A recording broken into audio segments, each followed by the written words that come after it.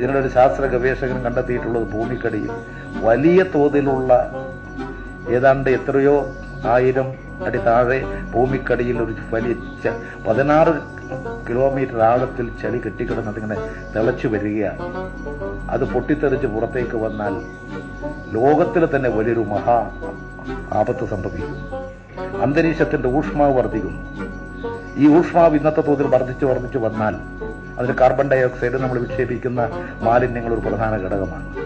അന്തരീക്ഷത്തിന്റെ താപം വർദ്ധിക്കും. അന്തരീക്ഷത്തിന്റെ താപം വർദ്ധിക്കുന്നുണ്ട്, നമുക്കെല്ലാം അനുഭവമുള്ളതാണ്.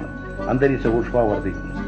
ഈ തരത്തിൽ ഊഷ്മാവ് വർദ്ധിക്കാൻ തുടങ്ങിയാൽ ഒരു 19 വർഷം കഴിയുമ്പോഴേക്കും ഈ പെർസെൻറ്റേജ് നോക്കിയെടുത്താൽ അന്തരീക്ഷം കൂടുതൽ ചൂടുള്ളതായിത്തീരും. അന്തരീക്ഷമാവ് വർദ്ധിച്ചു വരും.